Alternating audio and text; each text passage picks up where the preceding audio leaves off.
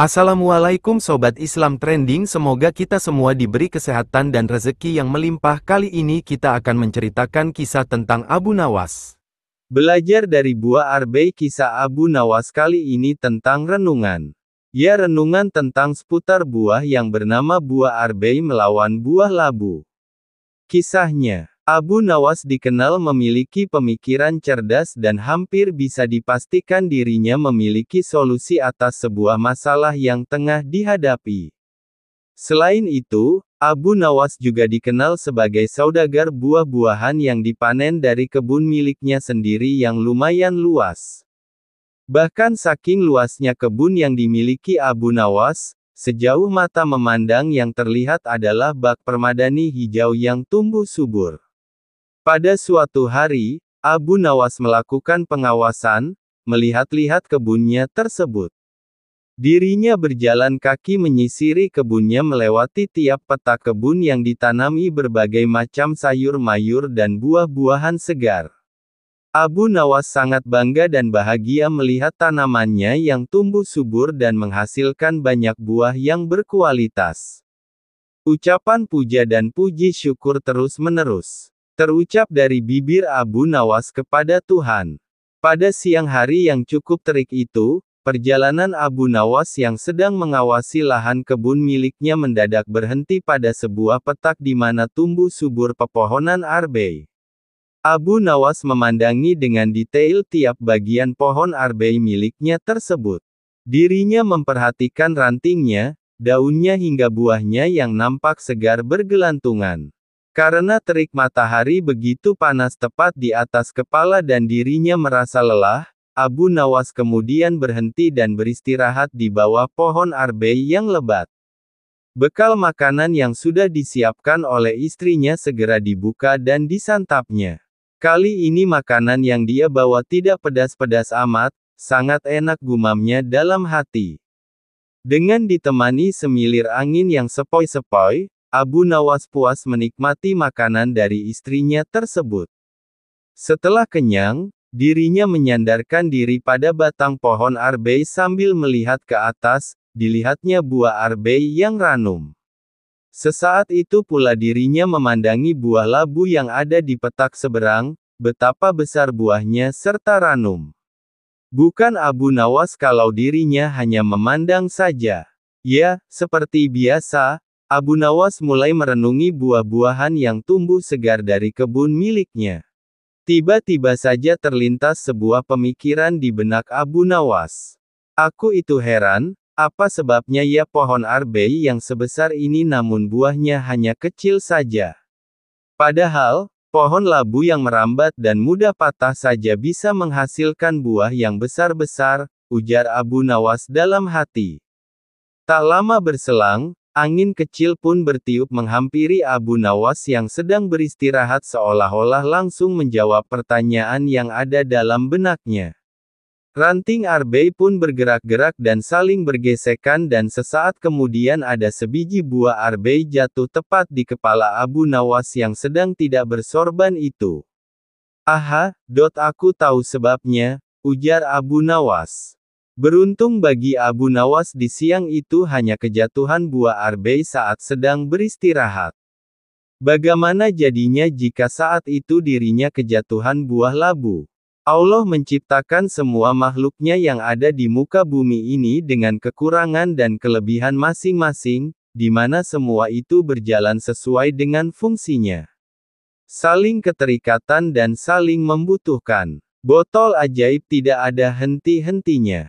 Tidak ada kapok-kapoknya, Baginda selalu memanggil Abu Nawas untuk dijebak dengan berbagai pertanyaan atau tugas yang aneh-aneh. Hari ini Abu Nawas juga dipanggil ke istana.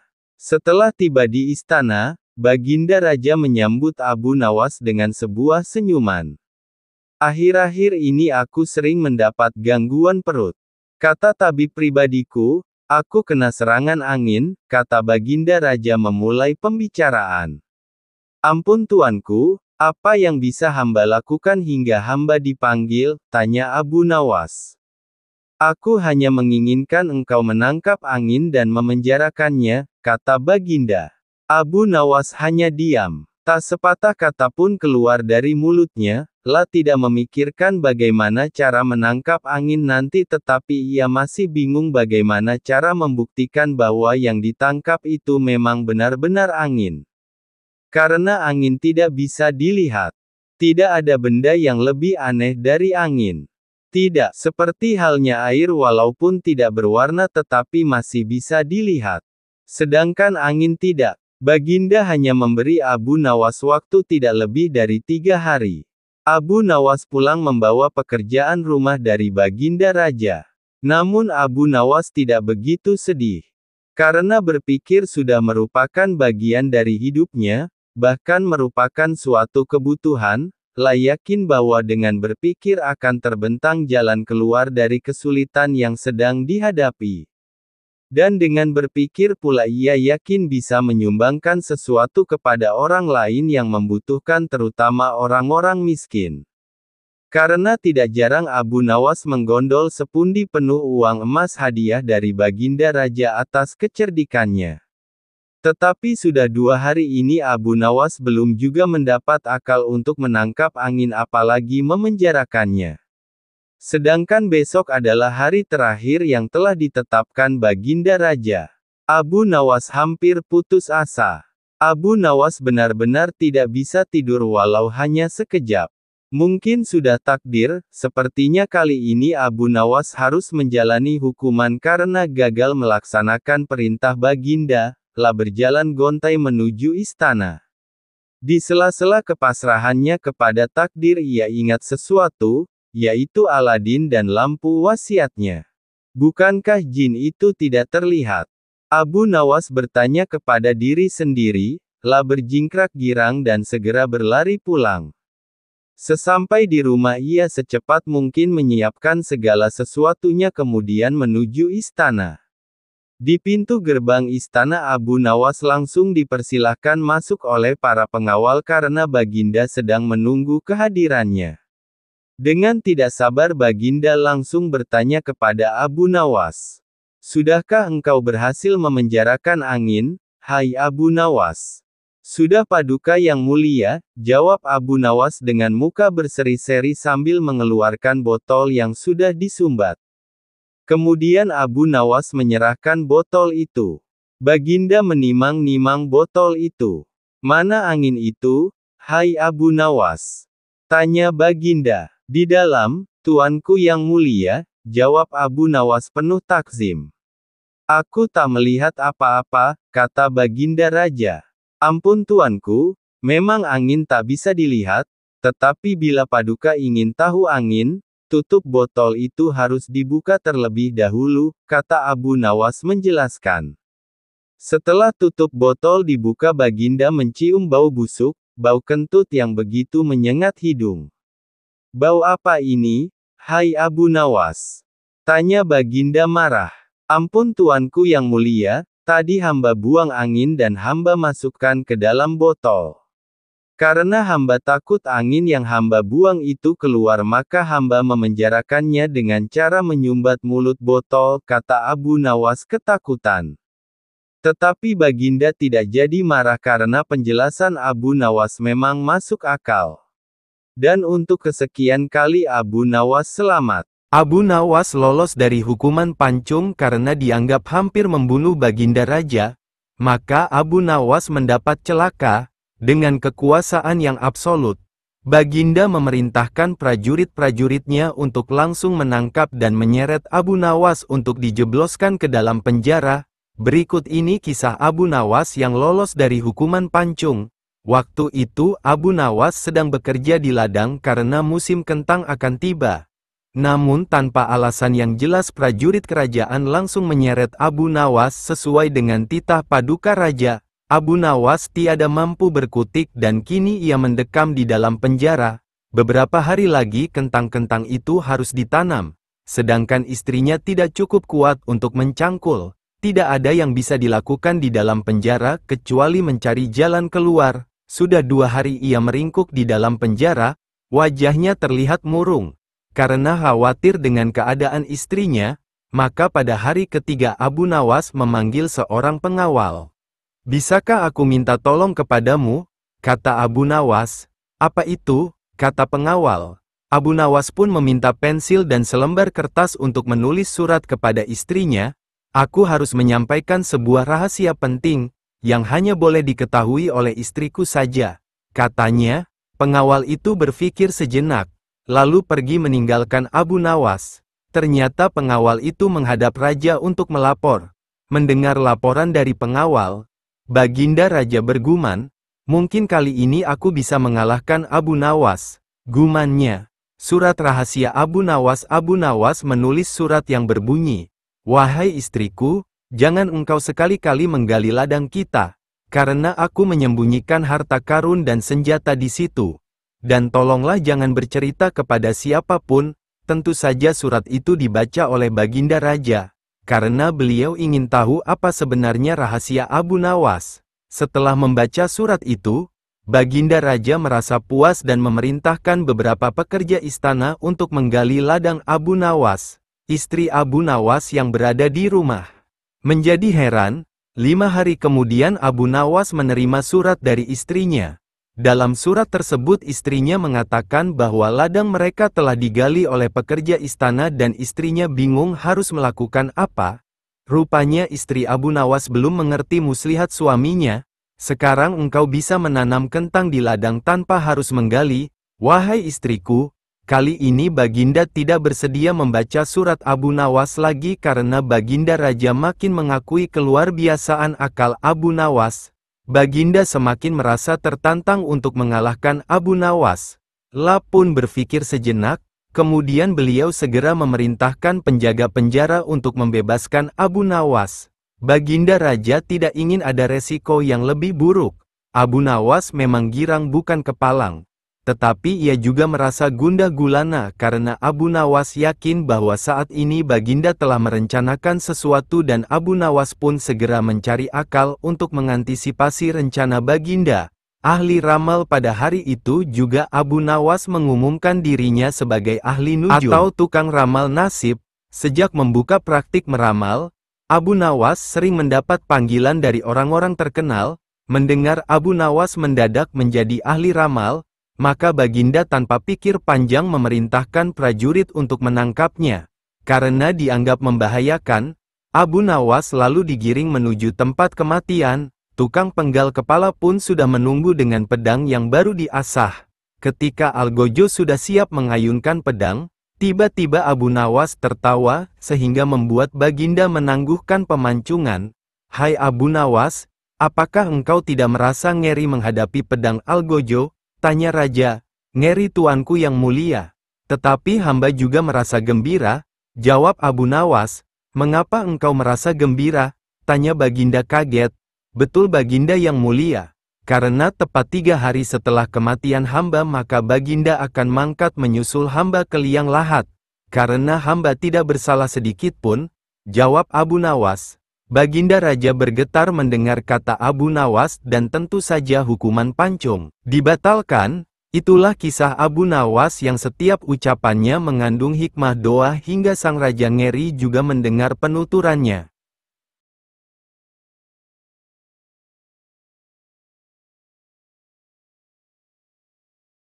Setelah pembalasan Abu Nawas membunuh lalat-lalat dengan memporak-porandakan barang-barang Baginda Raja atas izin tertulis dari beliau, Baginda Raja sangat kesal dan karena kekesalannya itu beliau ingin sekali menjebloskan Abu Nawas ke penjara. Tapi Baginda tidak memiliki alasan untuk melakukannya. Karena orang seperti Abu Nawas bukanlah orang yang gampang dicari-cari kesalahannya. Suatu hari Baginda Raja menemukan akal untuk menjebak Abu Nawas. Baginda berpikir pasti kali ini akan berhasil menghukum Abu Nawas. Baginda Raja merencanakan sebuah perburuan di hutan dan mengajak serta Abu Nawas. Mendengar ajakan Baginda Raja untuk berburu, hati Abu Nawas merasai gelisah. Karena ia sangat takut pada beruang. Namun ia tidak berani menolak ajakan Baginda Raja yang akan menghukum orang yang melawan perintahnya. Hari yang direncanakan telah tiba. Cuaca pada hari itu sangat cerah. Baginda Raja dan pengawal kerajaan beserta Abu Nawas di dalamnya segera berangkat menuju hutan menunggangi kuda. Ketika masih dalam perjalanan, tiba-tiba Raja berkata kepada Abu Nawas, Baginda Raja "Wahai Abu kemudian Nawas, memanggil Abu Nawas tahukan untuk engkau alasan menghadapnya." aku memanggilmu?" Tanya Baginda. "Ampun Baginda Raja, hamba belum mengetahuinya," jawab Abu Nawas. Baginda Raja kemudian kembali menyambung perkataannya, "Cuaca tiba-tiba mendung, mungkin akan segera turun hujan dan hutan masih amat jauh, sedang kita harus berkumpul di tempat peristirahatan pada waktu makan siang. Engkau akan kuberi seekor kuda yang lamban, aku dan para pengawalku akan menunggang kuda yang cepat. Tapi bila hujan turun kita harus bisa menghindari agar pakaian kita tidak basah. Kita harus melakukan dengan cara kita sendiri. Sekarang mari kita berpencar," titah Raja kepada Abu Nawas. Abu Nawas pun segera menunggangi kuda yang lamban dan ia tertinggal di belakang. Abu Nawas merasa kecewa. Namun ia sudah menyadari jika Baginda Raja ingin menjebaknya dengan mencari-cari kesalahannya. Sebab jika ia tidak bisa melaksanakan titah Baginda maka ia akan mendapatkan hukuman. Mungkin ia akan dijebloskan ke penjara. Karena itulah alasan Baginda Raja mengajaknya. Mungkin untuk pembalasan atas penghancuran barang-barang Baginda yang ia lakukan, pikirnya. Hujan tiba-tiba turun. Baginda Raja dan pengawalnya segera memacu kuda mereka yang cepat menuju tempat berteduh sementara. Namun hujan yang begitu lebat tidak bisa dihindari. Mereka sudah lebih dulu basah kuyup sebelum tiba di tempat berteduh. Akhirnya ketika waktu makan siang tiba, berangkatlah Baginda Raja dan pengawalnya untuk makan siang menuju tempat peristirahatan mereka dengan pakaian yang masih basah. Akan tetapi belum lama mereka sampai di sana menyusullah Abu Nawas dengan kuda lambannya. Baginda Raja dan pengawalnya dibuat bingung melihat Abu Nawas yang menyusul begitu cepat dan dengan pakaian yang masih kering. Mereka heran atas hal yang mereka anggap mustahil, tapi bisa dilakukan Abu Nawas. Pada hari berikutnya Baginda Raja memberikan Abu Nawas seekor kuda yang cepat larinya, sedang beliau beserta pengawalnya menunggangi kuda yang lamban.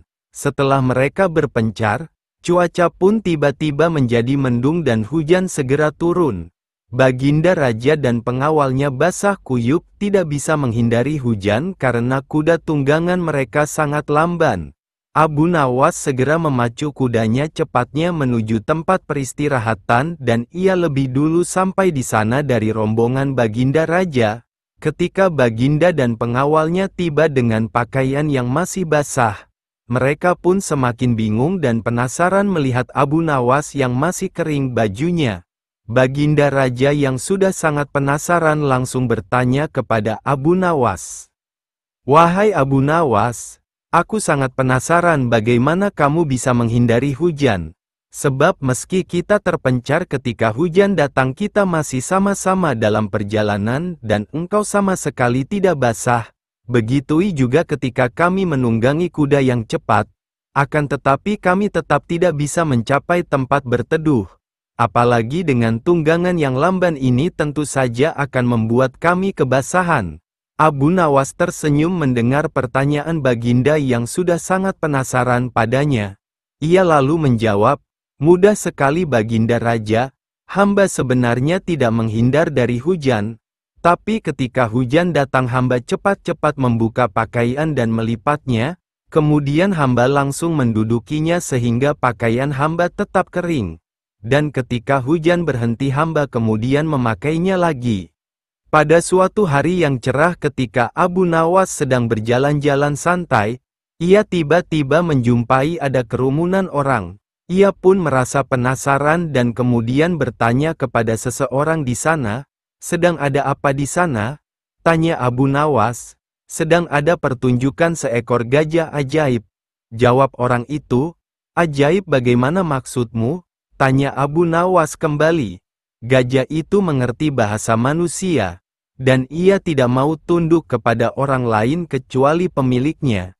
Jawab orang itu, Abu Nawas semakin penasaran dan segera menuju ke kerumunan untuk menyaksikan pertunjukan. Sesampai di kerumunan, ia melihat sang pemilik gajah ajaib dengan bangga menawarkan kepada penonton akan memberikan hadiah yang besar seandainya mereka dapat menundukkan gajah tersebut agar mau menurut dan mengangguk-anggukkan kepalanya. Satu persatu penonton mulai mencoba melakukan berbagai cara agar gajah itu mau menganggukkan kepalanya. Namun belum ada satupun yang berhasil menundukkan gajah ajaib itu. Keadaan tersebut semakin membuat Abu Nawas penasaran, dan ia pun tertarik ingin menguji seberapa gigihnya gajah tersebut tunduk hanya pada pemiliknya sehingga ia tidak mau menuruti orang lain. Abu Nawas kemudian maju mencoba menundukkan gajah itu. Ia berbicara pada gajah tersebut. "Tahukah engkau siapa diriku?" Gajah itu menggelengkan kepalanya. "Apakah engkau takut kepada diriku?" Gajah itu tetap menggelengkan kepalanya. "Takutkah engkau kepada tuanmu?" Gajah itu mulai ragu dan Abu Nawas kembali bertanya. "Jika engkau tidak takut kepada tuanmu, maka aku akan melaporkan kepada tuanmu," desak Abu Nawas. Mendengar ancaman Abu Nawas dengan spontan kemudian gajah itu langsung menganggukkan kepalanya. Gajah tersebut tidak teringat akan perintah tuannya untuk tidak menurut kepada orang lain. Penonton bersorak ria melihat keberhasilan Abu Nawas menundukkan gajah yang katanya ajaib itu dan dengan berat hati bercampur malu, pemilik gajah itu menyerahkan hadiah yang dijanjikan kepada Abu Nawas. Pemilik gajah sangat marah dan kemudian memukul gajah tersebut. Pada beberapa hari berikutnya pemilik gajah kembali mengadakan pertunjukan dengan maksud membalas rasa malu sebelumnya. Tapi kali ini dengan gaya yang berbeda, di mana penantang harus mampu menundukkan gajah itu agar mau menganggukkan kepalanya. Satu persatu penonton mulai mencoba dengan berbagai cara termasuk cara yang digunakan Abu Nawas sebelumnya, tetapi gajah itu tetap tidak mau tunduk dan menggelengkan kepalanya, karena sangat takut pada ancaman tuannya. Tibalah giliran Abu Nawas untuk maju dan kembali melemparkan pertanyaan kepada gajah tersebut. "Tahukah engkau siapa diriku?" tanya Abu Nawas. Gajah itu mengangguk. "Takutkah engkau kepadaku?" Gajah itu tetap mengangguk. "Takutkah engkau kepada tuanmu?" Gajah itu masih mengangguk. "Tahukah engkau gunanya balsam ini?" tanya Abu Nawas seraya mengeluarkan bungkusan kecil yang berisi balsam dari sakunya. Namun gajah itu tetap mengangguk. Abu Nawas kembali bertanya, "Apa boleh balsam ini kugosokkan pada selangkanganmu?" Gajah itu mengangguk. Abu Nawas kemudian menggosokkan balsam selangkangan gajah. Gajah tersebut merasa sangat kepanasan. Abu Nawas kemudian mengeluarkan lagi dari sakunya bungkusan balsam, kali ini lebih besar dan dia kembali bertanya kepada gajah tersebut. "Apakah boleh aku menghabiskan balsam ini untuk kugosokkan pada selangkanganmu?" tanya Abu Nawas. Gajah itu sangat ketakutan dan lupa akan ancaman tuannya, dengan spontan kemudian gajah itu langsung menggelengkan kepalanya. Untuk kesekian kalinya Abu Nawas dapat menundukkan gajah itu dan kembali pulang dengan membawa hadiahnya. Antara sahabat dan keyakinan, Abu Nawas, kata Baginda Raja Harun al-Rasyid, "Daulat Paduka yang mulia," jawab Abu Nawas, "aku akan berterus terang kepadamu bahwa kali ini engkau aku panggil bukan untuk kupermainkan atau aku perangkap, tetapi aku benar-benar memerlukan bantuanmu." Kata Baginda, "Apakah gerangan yang bisa hamba lakukan untuk Paduka?" tanya Abu Nawas. "Pertanyaan Baginda, ketahuilah bahwa beberapa hari yang lalu aku mendapat kunjungan dari negeri sahabat, kebetulan rajanya beragama Yahudi. Raja itu adalah sahabat karibku hingga begitu berjumpa denganku, dia langsung mengucapkan salam secara Islam, aku tidak menduga sama sekali. Tanpa pikir panjang aku membalas salamnya sesuai dengan ajaran agama kita, yaitu kalau mendapat salam dari orang yang tidak beragama Islam hendaklah engkau jawab dengan wassalamualaikum, kecelakaan bagi kamu." Tentu saja dia merasa tersinggung. Dia menanyakan mengapa aku tega membalas salamnya yang penuh doa keselamatan dengan jawaban yang mengandung kecelakaan. Saat itu sungguh aku tak bisa berkata apa-apa selain diam. Pertemuanku dengan dia selanjutnya tidak berjalan sebagaimana mestinya. Aku berusaha menjelaskan bahwa aku hanya melaksanakan apa yang dianjurkan oleh ajaran Islam, akan tetapi dia tidak bisa menerima penjelasanku. Aku merasakan bahwa pandangannya terhadap Islam tidak semakin baik, tetapi sebaliknya. Namun bila engkau mempunyai alasan lain yang bisa aku terima, kita akan tetap bersahabat. Begitu kata sahabat karibku itu.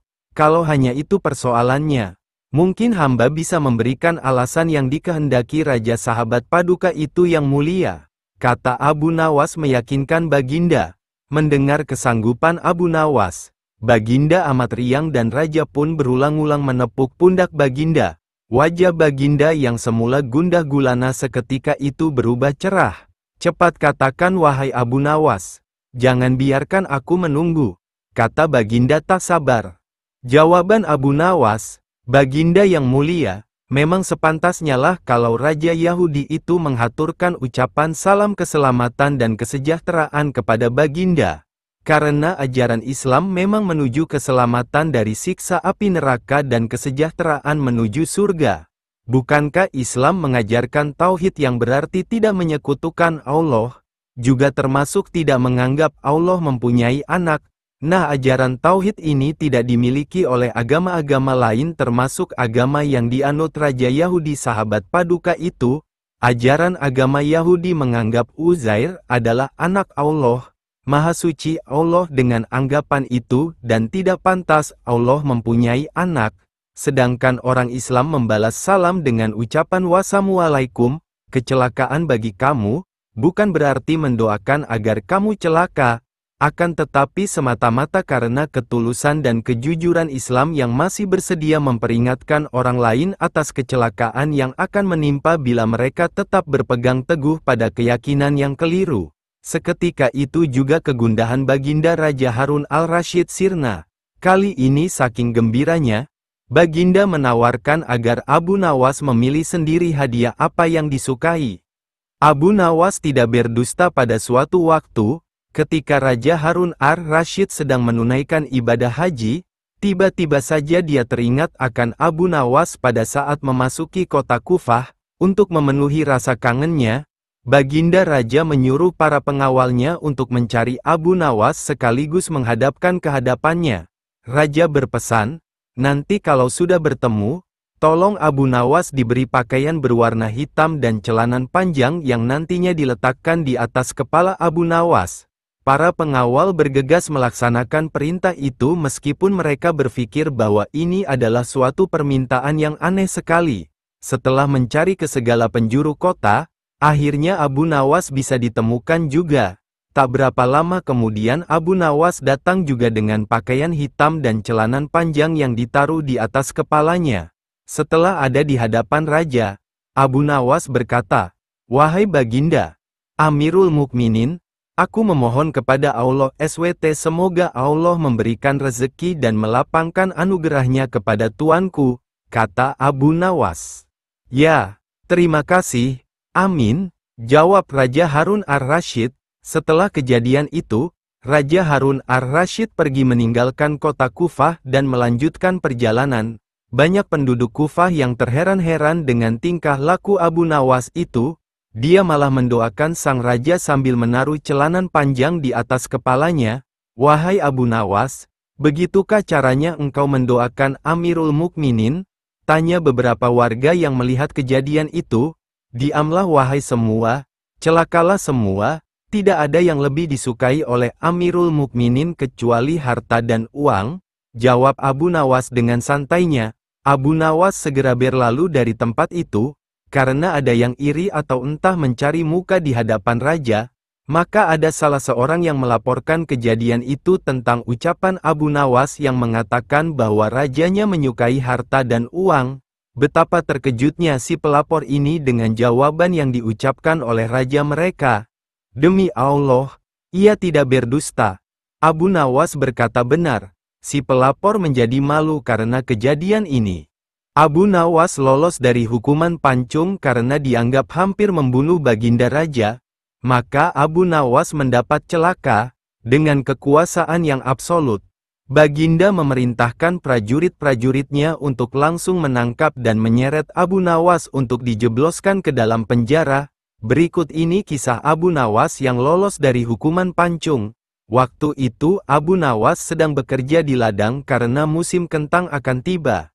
Namun tanpa alasan yang jelas prajurit kerajaan langsung menyeret Abu Nawas sesuai dengan titah paduka raja. Abu Nawas tiada mampu berkutik dan kini ia mendekam di dalam penjara. Beberapa hari lagi kentang-kentang itu harus ditanam, sedangkan istrinya tidak cukup kuat untuk mencangkul. Tidak ada yang bisa dilakukan di dalam penjara kecuali mencari jalan keluar. Sudah 2 hari ia meringkuk di dalam penjara, wajahnya terlihat murung. Karena khawatir dengan keadaan istrinya, maka pada hari ketiga Abu Nawas memanggil seorang pengawal. "Bisakah aku minta tolong kepadamu?" kata Abu Nawas. "Apa itu?" kata pengawal. Abu Nawas pun meminta pensil dan selembar kertas untuk menulis surat kepada istrinya. "Aku harus menyampaikan sebuah rahasia penting, yang hanya boleh diketahui oleh istriku saja," katanya. Pengawal itu berpikir sejenak, lalu pergi meninggalkan Abu Nawas. Ternyata pengawal itu menghadap raja untuk melapor. Mendengar laporan dari pengawal, Baginda Raja bergumam, "Mungkin kali ini aku bisa mengalahkan Abu Nawas." Gumannya, surat rahasia Abu Nawas. Abu Nawas menulis surat yang berbunyi, "Wahai istriku, jangan engkau sekali-kali menggali ladang kita, karena aku menyembunyikan harta karun dan senjata di situ. Dan tolonglah jangan bercerita kepada siapapun." Tentu saja surat itu dibaca oleh Baginda Raja, karena beliau ingin tahu apa sebenarnya rahasia Abu Nawas. Setelah membaca surat itu, Baginda Raja merasa puas dan memerintahkan beberapa pekerja istana untuk menggali ladang Abu Nawas. Istri Abu Nawas yang berada di rumah menjadi heran. 5 hari kemudian Abu Nawas menerima surat dari istrinya. Dalam surat tersebut istrinya mengatakan bahwa ladang mereka telah digali oleh pekerja istana dan istrinya bingung harus melakukan apa. Rupanya istri Abu Nawas belum mengerti muslihat suaminya. "Sekarang engkau bisa menanam kentang di ladang tanpa harus menggali." "Wahai istriku, kali ini Baginda tidak bersedia membaca surat Abu Nawas lagi karena Baginda Raja makin mengakui keluarbiasaan akal Abu Nawas. Baginda semakin merasa tertantang untuk mengalahkan Abu Nawas." La pun berpikir sejenak, kemudian beliau segera memerintahkan penjaga penjara untuk membebaskan Abu Nawas. Baginda Raja tidak ingin ada resiko yang lebih buruk. Abu Nawas memang girang bukan kepalang. Tetapi ia juga merasa gundah gulana karena Abu Nawas yakin bahwa saat ini Baginda telah merencanakan sesuatu dan Abu Nawas pun segera mencari akal untuk mengantisipasi rencana Baginda. Ahli ramal pada hari itu juga Abu Nawas mengumumkan dirinya sebagai ahli nujum, atau tukang ramal nasib. Sejak membuka praktik meramal, Abu Nawas sering mendapat panggilan dari orang-orang terkenal. Mendengar Abu Nawas mendadak menjadi ahli ramal, maka Baginda tanpa pikir panjang memerintahkan prajurit untuk menangkapnya. Karena dianggap membahayakan, Abu Nawas lalu digiring menuju tempat kematian. Tukang penggal kepala pun sudah menunggu dengan pedang yang baru diasah. Ketika Algojo sudah siap mengayunkan pedang, tiba-tiba Abu Nawas tertawa, sehingga membuat Baginda menangguhkan pemancungan. "Hai Abu Nawas, apakah engkau tidak merasa ngeri menghadapi pedang Algojo?" tanya raja. "Ngeri tuanku yang mulia. Tetapi hamba juga merasa gembira," jawab Abu Nawas. "Mengapa engkau merasa gembira?" tanya Baginda kaget. "Betul Baginda yang mulia. Karena tepat 3 hari setelah kematian hamba maka Baginda akan mangkat menyusul hamba ke liang lahat. Karena hamba tidak bersalah sedikit pun," jawab Abu Nawas.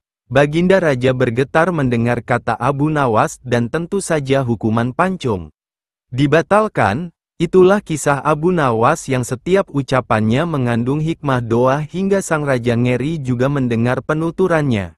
Abu Nawas mengelabui raja namanya saja Abu Nawas. Selalu punya 1000 cara untuk meloloskan diri dari hukuman. Kali ini adalah Raja Harun ar-Rasyid yang termakan tipuannya. Abu Nawas bebas dari hukuman raja setelah berjanji bahwa ia akan terbang. Berikut kisahnya, karena dianggap terlalu mengkritik kepemimpinan Raja Harun, maka Abu Nawas ditangkap karena ia dituduh telah melakukan sesuatu yang membahayakan kerajaan, sehingga harus dihukum. Namun demikian, Abu Nawas selalu punya alasan untuk meloloskan diri dari hukuman itu. La mengaku kepada pengawal kerajaan bahwa ia memiliki ilmu tinggi dan ia akan terbang. Kabar Abu Nawas akan terbang akhirnya terdengar oleh Raja Harun. Mana mungkin Abu Nawas akan terbang? Dia tidak punya sayap, tidak punya alat-alat khusus. Apakah ia punya ilmu khusus? Kata Raja Harun kepada pengawalnya. Kami tidak tahu Paduka. Tetapi Abu Nawas sangat meyakinkan, jawab pengawal. Hingga dibawalah Abu Nawas menghadap sang raja. Abu Nawas, betulkah kamu mau terbang? Tanya raja. Ya tuanku, memang saya mau terbang. Jawab Abu Nawas. Kapan? Dan di mana? Tanya raja secara beruntun. Hari Jumat yang akan datang ini, dan dari menara Masjid Baitul Rakim, tak jauh dari rumah saya, jika raja mengizinkan, jawab Abu Nawas. Akhirnya sang raja mengizinkan dan bahkan ia berjanji akan membebaskan Abu Nawas jika bisa terbang.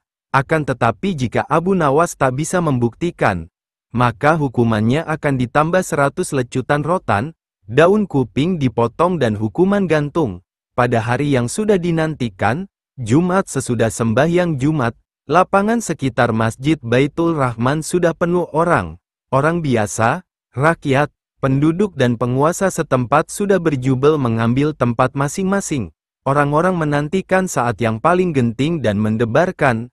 Abu Nawas dengan langkah yang sangat gagah dan tak ragu, menaiki tangga menara tertinggi dan orang-orang melihat dengan mata yang tak berkedip, terpaku, dan menyatu mengikuti langkah tubuh Abu Nawas. Ketika Abu Nawas sampai pada puncak tertinggi, dia melihat lurus dan terkadang ke bawah yang penuh orang. Badan dan kedua belah tangannya merentang lurus seakan-akan benar mau terbang. Orang-orang yang ada di bawah dengan seksama memperhatikan dan Abu Nawas terus dan berulang-ulang merentangkan tangannya dan memajukan badannya seakan-akan terbang dan bagaikan berenang perilaku dan gerak-geriknya. Sementara orang-orang yang ada di bawah menunggu dengan jantung berdegup dengan kencang.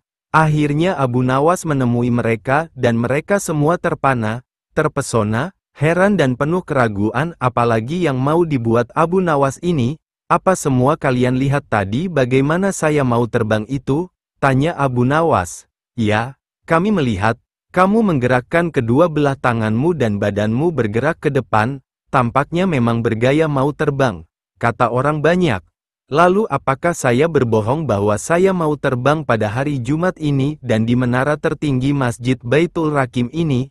Tanya Abu Nawas. Ya tidak bohong, kamu betul mau terbang hari ini dan di sini. Tapi kenapa lalu kamu tidak terbang? Kata mereka. Yang saya katakan bahwa saya mau terbang, lalu saya coba. Lalu ternyata yang seperti kalian lihat tadi itu, kata Abu Nawas. Tapi ternyata kamu tidak bisa terbang. Kata mereka, itu soal lain, saya tidak mengatakan bahwa saya mau terbang pada hari Jumat ini dan di sini. Itu yang saya katakan dan kalian semua tahu hal itu. Saya katakan bahwa saya mau terbang, hanya itu bukannya terbang, kata Abu Nawas. Orang-orang saling melihat dan mulut mereka bergumam. Tarikan nafas panjang karena Abu Nawas terlepas dari jeratan hukum. Orang-orang juga sama membenarkan bahwa Abu Nawas memang tidak berbohong. Dia melakukan semua yang dia pernah katakan, tidak berbohong dan menepati janji.